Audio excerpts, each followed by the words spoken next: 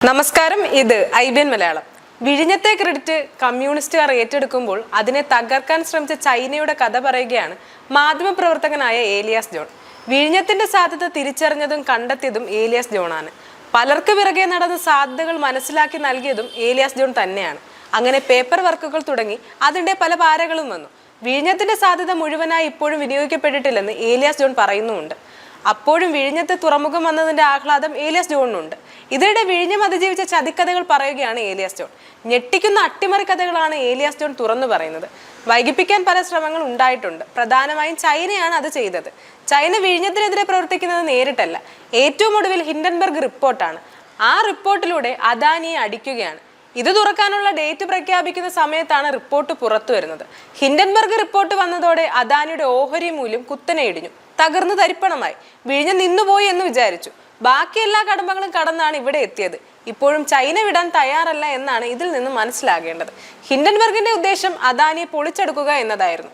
അതുവഴി അദാനി വിഴിഞ്ഞം ഉപേക്ഷിക്കും എന്ന് ചൈന കരുതി. അദാനി പോയാൽ പിന്നെ ഒരു മനുഷ്യൻ ഇതിലേക്ക് തിരിഞ്ഞു നോക്കില്ല. മോദിയുടെ വിശ്വസ്തന് വിജയിപ്പിക്കാൻ കഴിയാത്ത പ്രോജക്റ്റ് ഏറ്റെടുക്കാൻ പിന്നെ ആരും വരുത്തുമില്ല.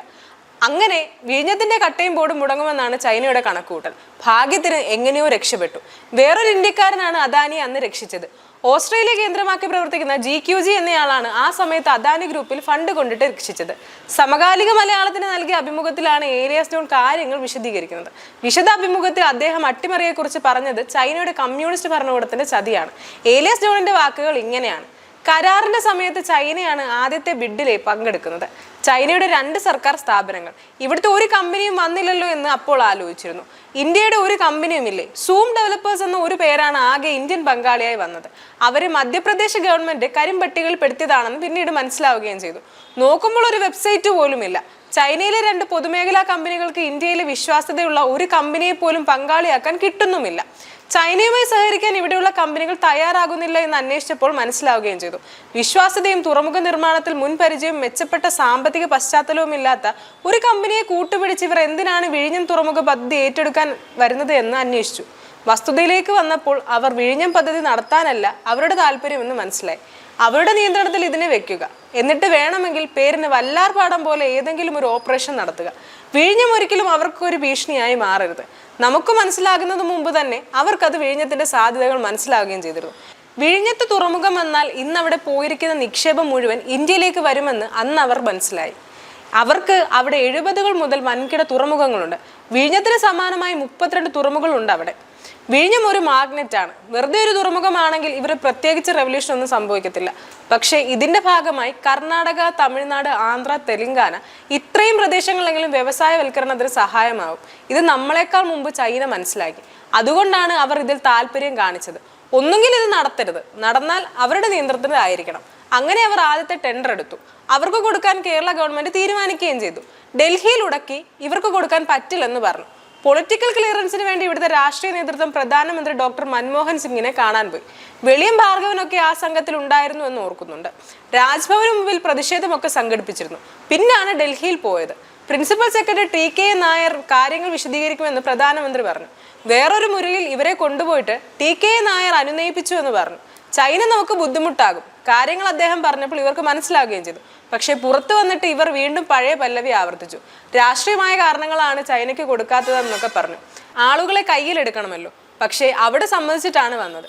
എന്തായാലും ചൈനയ്ക്ക് കൊടുക്കണ്ട എന്ന് മൻമോഹൻ സിംഗ് തീരുമാനിച്ചു. അത് വളരെ നല്ലൊരു തീരുമാനമായിരുന്നു. ആ സമയത്ത് മനോരമ എന്നോട് ചോദിച്ചിരുന്നു, ചൈനയ്ക്ക് അനുമതി കൊടുക്കുന്നില്ലല്ലോ, എന്താണ് അഭിപ്രായം? കൊടുക്കാതിരുന്നത് നന്നായി എന്ന് പറഞ്ഞപ്പോൾ അതെന്താണെന്ന് ചോദിക്കുകയും ചെയ്തു. ഏതെങ്കിലും കമ്പനിക്ക് കൊടുക്കണം എന്ന് പറഞ്ഞവരല്ലേ? ചൈന എടുക്കുന്നത് നമ്മളെ വളർത്താനല്ല, അവർക്ക് വേറെയും അജണ്ടയുണ്ട്. അതുകൊണ്ട് കൊടുക്കാതിരിക്കുന്നത് നന്നായതെന്നും പറഞ്ഞു. പിന്നെ വേറെ കമ്പനികൾ വന്നു. ഒന്നും ഇപ്പോൾ ആയിട്ടില്ല കേട്ടോ.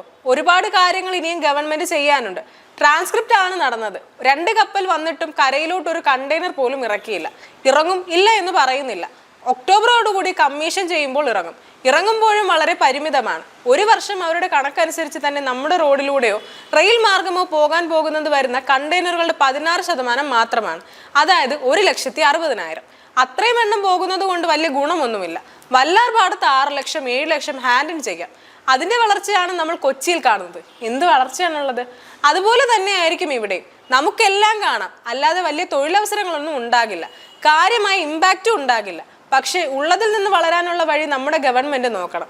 അദാനി വളരെ വേഗത്തിലാണ് നീങ്ങുന്നത്. എല്ലാ ഘട്ടങ്ങളും നേരത്തെ നിശ്ചയിച്ചത് നേരത്തെ തീർക്കാൻ കഴിയുന്ന വിധം ഷെഡ്യൂൾ പുനഃക്രമീകരിച്ചു. 4 വർഷം കൊണ്ട് വാർഫ് ഇപ്പോഴത്തെ 800 മീറ്ററിൽ നിന്ന് 2000 മീറ്റർ ആകും. ഒരേ സമയം 5 മദർ വെസലുകൾക്ക് നിൽക്കാം. 3.2 കിലോമീറ്റർ ബ്രേക്ക് വാട്ടർ ഇത് വരുന്നതോടുകൂടി വലിയ കുതിച്ചുചാട്ടം ഉണ്ടാകും. അതുപോലെ അവർ പ്രഖ്യാപിച്ചിട്ടുള്ള ബങ്കറിംഗ്, പെട്രോൾ ബാങ്കുകൾക്ക് പോലെ കപ്പലുകൾക്ക് ഇന്ധനം കൊടുക്കുക. 200 കപ്പൽ പോകേണ്ട സ്ഥാനത്ത് 20 കപ്പൽ ഇന്ധനം അടിക്കാൻ വന്നാൽ മതി. ആ ഇനത്തിൽ ഗവൺമെന്റിന് നികുതിയായി വലിയ തുക കിട്ടും. ഇവിടെ കൊടുക്കുന്ന ഇന്ധനത്തിന് നികുതി കുറവാണെന്ന് ഇൻഡിഗോയിൽ പൈലറ്റായ സുഹൃത്ത് പറഞ്ഞത് ഓർക്കുന്നുണ്ട്. അവർ ബംഗളൂരു സെക്ടറിലേക്ക് പറക്കുമ്പോൾ 2 ടൺ ഇന്ധനം എടുക്കാനാണ് കമ്പനി പറഞ്ഞിരിക്കുന്നത്. പക്ഷേ വിലക്കുറവ് കാരണം 5 ടൺ വരെ എടുക്കും. ഇന്ത്യയിൽ ഒരുപക്ഷെ ഏറ്റവും വില കുറഞ്ഞ ഈ ഇന്ധനം കിട്ടുന്നത് തിരുവനന്തപുരത്താണ്. എന്തായാലും നമ്മൾ നികുതി കുറച്ചു കൊടുത്ത് ഇന്ധനം കൂടുതൽ ഇവിടെ നിന്ന് അടിക്കാൻ കപ്പലുകൾക്കും അവസരം കൊടുക്കണം. കണ്ടെയ്നർ വെസലല്ല, ഇതുവഴി കടന്നു പോകുന്ന 20 കപ്പലുകളിലും സ്ഥിരമായി ഇവിടെ നിന്ന് എണ്ണ അടിക്കുക എന്ന് പറഞ്ഞാൽ അതിന് ജോലി ചെയ്യാൻ ആളുകൾ വേണം. ഇതിനെല്ലാം ടഗ് പോകണം. അങ്ങനെ നോക്കുമ്പോൾ ഒരുപാട് തൊഴിലവസരങ്ങൾ ഇനി സൃഷ്ടിക്കാം. ഇത് തുറമുഖത്തിന്റെ അകത്ത്. അതുപോലെ ക്രൂയിസ് ടെർമിനൽ അവർക്ക് കൊണ്ടുവരികയാണ്. 5000 പേർക്കൊക്കെ കയറാവുന്ന ക്രൂയിസ് വെസൽ. അത് വരുമ്പോൾ അതിലെ യാത്രക്കാർ നഗരത്തിലേക്ക് ഇറങ്ങിയാൽ അതൊരു ഉത്സവമായിരിക്കും. നന്നായി പണം ചെലവഴിക്കുന്ന ടൂറിസ്റ്റുകൾക്ക് ക്രൂയിസിൽ കയറുന്നത്. ആ രീതിയിൽ 2028 ഒരു വലിയ ഫലപ്രാപ്തി ടൂറിസം മേഖലയിൽ ഉണ്ടാകും. ലക്ഷക്കണക്കിന് തൊഴിലവസരങ്ങൾ വരണമെന്നുണ്ടെങ്കിൽ ഗവൺമെന്റ് ചെയ്യേണ്ടത് നിർദ്ദിഷ്ട റിംഗ് റോഡ് അടിയന്തരമായി കൊണ്ടുവരണം. പ്രത്യേക സാമ്പത്തിക മേഖല ഉണ്ടാക്കി നിയമനിർമ്മാണം നടത്തി സ്ഥലം അടയാളപ്പെടുത്തിയാൽ മതി. ഗേറ്റും വെക്കുക, മതിലും കെട്ടുക. ഇങ്ങനെ നിക്ഷേപം നടത്താൻ തയ്യാറായി 100 കണക്കിന് കമ്പനികളുണ്ട്. മലയാളികളും തമിഴരും കർണാടകക്കാരും രാജ്യത്തിന് പുറത്തുള്ളവരും ഒക്കെ ഉണ്ട്. കഴക്കൂട്ടം ഫിലിം ആൻഡ് വീഡിയോ പാർക്കിങ്ങിൽ ഹരിയാന കമ്പനി ഈയിടെ 100 കോടി നിക്ഷേപമുള്ള ഹാർഡ്വെയർ ഉൽപാദന യൂണിറ്റ് ആണ് തുടങ്ങിയത്. അത് വിഴിഞ്ഞം മൂലമാണ്. മറ്റൊന്ന്, ജർമ്മൻ കോൺസുലേറ്റുകളുടെ റാങ്കിങ്ങിലുള്ള ഉദ്യോഗസ്ഥൻ കഴിഞ്ഞ ആഴ്ച കേരളത്തിൽ വന്നിരുന്നു. സാധാരണ ഗവൺമെന്റ് ഗസ്റ്റ് ആയിട്ടാണ് വരേണ്ടത്. പക്ഷേ സ്വകാര്യ സന്ദർശനം പോലെ തുറമുഖത്ത് വന്ന് കണ്ട് തിരിച്ചുപോയി. കൃത്യമായി അവർ ഒന്നും ഓഫർ ചെയ്യാമെന്ന് പറഞ്ഞിട്ടില്ല എന്നാണ് ആദ്യം അറിഞ്ഞത്. പിന്നീട് അറിഞ്ഞു ഒക്ടോബറിൽ മോദിയെ കാണാൻ ജർമ്മൻ ചാൻസലർ വരുന്നുണ്ട്. അപ്പോൾ അവർ ബിസിനസ് പ്ലാനും നിക്ഷേപവും പ്രഖ്യാപിക്കുമെന്നാണ്.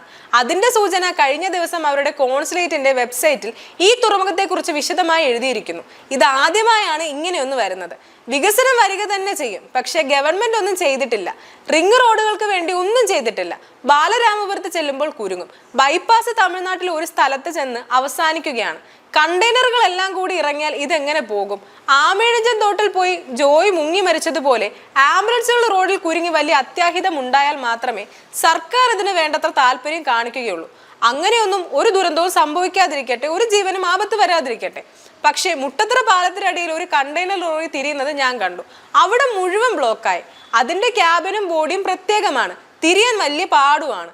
ഇതേപോലെയുള്ള കണ്ടെയ്നറുകൾ ദേശീയപാതയിൽ എവിടെയെങ്കിലും പോയി കുടുങ്ങിക്കിടന്നാൽ കംപ്ലീറ്റ് ബ്ലോക്ക് ആവും. ഇത്തരം സാഹചര്യങ്ങളെല്ലാം പരിഹരിച്ച് വൻതോതിൽ തുറമുഖത്തിന് അനുബന്ധ വികസനം നടന്നാൽ ലക്ഷക്കണക്കിന് തൊഴിലിന് ഇപ്പോഴും സാധ്യതയുണ്ട്. കരാർ അനുസരിച്ച് കണ്ടെയ്നർ വെസൽ മാത്രം വന്നാൽ മതി. ക്രൂയിസും ബങ്കറിങ്ങും ഒക്കെ അതിലില്ലാത്തതാണ്. അവർ പക്ഷേ എല്ലാം ചെയ്യുന്നു കാശുണ്ടാക്കാനാണ്. നമ്മൾ അത് പ്രയോജനപ്പെടുത്തുകയും വേണം. വൈകിപ്പിക്കാൻ പല ശ്രമങ്ങൾ ഉണ്ടായിട്ടുണ്ട്. പ്രധാനമായും ചൈനയാണ് അത് ചെയ്തത്. ചൈന വിഴിഞ്ഞത്തിനെതിരെ പ്രവർത്തിക്കുന്നത് നേരിട്ടുമല്ല, ഏറ്റവും ഒടുവിൽ ഹിൻഡൻബർഗ് റിപ്പോർട്ടാണ്. ആ റിപ്പോർട്ടിലൂടെ അദാനിയെ അടിക്കുകയാണ്. ഇത് തുറക്കാനുള്ള ഡേറ്റ് പ്രഖ്യാപിക്കുന്ന സമയത്താണ് റിപ്പോർട്ട് പുറത്തു വരുന്നത്. ഹിൻഡൻബർഗ് റിപ്പോർട്ട് വന്നതോടെ അദാനിയുടെ ഓഹരി മൂല്യം കുത്തനെ ഇടിഞ്ഞു, തകർന്ന് തരിപ്പണമായി. വിഴിഞ്ഞം നിന്നുപോയി എന്നും വിചാരിച്ചു. ബാക്കി എല്ലാ കടമകളും കടന്നാണ് ഇവിടെ എത്തിയത്. ഇപ്പോഴും ചൈന വിടാൻ തയ്യാറല്ല എന്നാണ് ഇതിൽ നിന്ന് മനസ്സിലാകേണ്ടത്. ഹിൻഡൻബർഗിന്റെ ഉദ്ദേശം അദാനിയെ പൊളിച്ചെടുക്കുക എന്നതായിരുന്നു. അതുവഴി അദാനി വിഴിഞ്ഞം ഉപേക്ഷിക്കുമെന്ന് ചൈന കരുതി. അദാനി പോയാൽ പിന്നെ ഒരു മനുഷ്യൻ ഇതിലേക്ക് തിരിഞ്ഞു നോക്കിയില്ല. മോദിയുടെ വിശ്വസ്തനെ വിജയിപ്പിക്കാൻ കഴിയാത്ത പ്രോജക്റ്റ് ഏറ്റെടുക്കാൻ പിന്നെ ആരും വരില്ല. അതോടെ വിഴിഞ്ഞത്തിന്റെ കട്ടയും ബോർഡും മുടങ്ങുമെന്നാണ് ചൈനയുടെ കണക്കുകൂട്ടൽ. ഭാഗ്യത്തിന് എങ്ങനെയോ രക്ഷപ്പെട്ടു. വേറെ ഇന്ത്യക്കാരനാണ് അദാനി എന്ന് രക്ഷിച്ചത്. ഓസ്ട്രേലിയ കേന്ദ്രമാക്കി പ്രവർത്തിക്കുന്ന GQG എന്നയാളാണ് ആ സമയത്ത് അദാനി ഗ്രൂപ്പിൽ ഫണ്ട് കൊണ്ട് രക്ഷിച്ചത്. ഞാൻ പറഞ്ഞു വരുന്നത് ഇനിയും ചൈന പ്രശ്നം ഉണ്ടാക്കുമെന്നാണ്. ഇവിടെ എന്തെങ്കിലും അട്ടിമറിയോ പ്രശ്നങ്ങളോ വർഗീയ കലാപമോ എന്തെങ്കിലും ഉണ്ടാക്കി ഈ പദ്ധതി നശിപ്പിക്കാൻ അവർ ശ്രമിക്കും. പിന്നെ കൊളംബോയുടെ താല്പര്യങ്ങളുമുണ്ട്. ഇത് വരാൻ പാടില്ലെന്നാണ് അവരുടെയും താല്പര്യം. ഇപ്പോൾ കൊളംബോ വളരെ ആക്റ്റീവാണ്. എങ്ങനെയാണ് ഹോങ്കോങ് ചൈനയെ ഉപയോഗപ്പെടുത്തിക്കൊണ്ട് വളർന്നത്, അതുപോലെ ഇന്ത്യയെ ഉപയോഗപ്പെടുത്തിക്കൊണ്ട് വളരാനാണ് ശ്രീലങ്കയുടെ ശ്രമം. ഈ ട്രാൻസ്ഷിപ്മെന്റ് ഇനത്തിൽ വർഷം തോറും അവർക്ക് കിട്ടുന്നത് 3000 കോടി രൂപയാണെന്നാണ് നമ്മുടെ റഫ് എസ്റ്റിമേറ്റ്. നിസ്സാര തുകയൊന്നുമല്ല. ഇത് നേരിട്ടുള്ള ഡോളർ ആണെങ്കിൽ അതിലൂടെ ഉണ്ടാകുന്ന തൊഴിലുകൾ വേറെ. അവരുടെ സമ്പദ് വ്യവസ്ഥ പൂർണ്ണമായും തകർന്നു പോകാൻ സാധ്യതയുണ്ട് വിഴിഞ്ഞം ആക്റ്റീവ് ആകുന്നതോടുകൂടി. അതുകൊണ്ട് അവർ ഇത് തടയാൻ എല്ലാ പ്ലാറ്റ്ഫോമും ഉപയോഗിച്ചിട്ടുണ്ട്. പക്ഷെ സിംഗപ്പൂർ മൈൻഡ് ചെയ്തിട്ടില്ല എന്നാണ് എൻ്റെ ഒരു കണക്കുകൂട്ടൽ. അവരെ ബാധിക്കാൻ സാധ്യതയുമില്ല. പക്ഷെ നമ്മുടെ എറണാകുളത്തെ കോൺഗ്രസ് രാഷ്ട്രീയക്കാർ മുഖേന ദുബായ് ഒരുപാട് കളിച്ചിരുന്നു. അല്ലെങ്കിൽ പിന്നെ ഈ 30 വർഷമൊന്നും നീളേണ്ട കാര്യമൊന്നുമില്ല. എനിക്ക് പറയുന്നതിന് ഒരു മടിയുമില്ല. പി രാജീവ്, അജയ് തറയിൽ, ഡോക്ടർ സെബാസ്റ്റ്യൻ പോൾ ഇവരെല്ലാം ഒരുമിച്ചു. എറണാകുളത്തെ ഭിത്തിയിലെല്ലാം ഇവർ പോസ്റ്റർ ഒട്ടിച്ചു. രാജീവിന്റെയും അജയ് തറയിലിന്റെയും ഉൾപ്പെടെ പേരും പടവുമുള്ള പോസ്റ്റർ. അതിൽ പറയുന്നതോ തമിഴ്നാട് അതിർത്തിയിലെ വിഴിഞ്ഞം പദ്ധതി, തമിഴ്നാടിന് നേട്ടവും കൊച്ചിക്ക് കോട്ടവും. അതിനുവേണ്ടി ഇവരെല്ലാം കൂടെ നിന്ന് വെബ്സൈറ്റ് ഉണ്ടാക്കി, ഒരു ക്യാമ്പയിൻ ഉണ്ടാക്കി. അവിടുത്തെ കോൺഗ്രസും കമ്മ്യൂണിസ്റ്റും ചില ഉദ്യോഗസ്ഥന്മാരും കൂടി ചേർന്ന് വിഴിഞ്ഞത്തെ പാര വെക്കാൻ ശ്രമിച്ചു. ദുബായ് ആയിരുന്നു അതിന്റെ പിന്നിൽ. ഈ സമയത്ത് ഞങ്ങൾ പോയി എം വിജയകുമാറിനെ കണ്ടിരുന്നു. ഇതെന്ത് പരിപാടിയാണ്? നിങ്ങൾ ഇവിടെ തുറമുഖ മന്ത്രി, ഇവിടെ വിഴിഞ്ഞത്തിന് വേണ്ടി നടക്കുന്നു. നിങ്ങളുടെ പാർട്ടിക്കാരൻ അവിടെ വിഴിഞ്ഞത്തിനെതിരെ ചെയ്യുന്നു.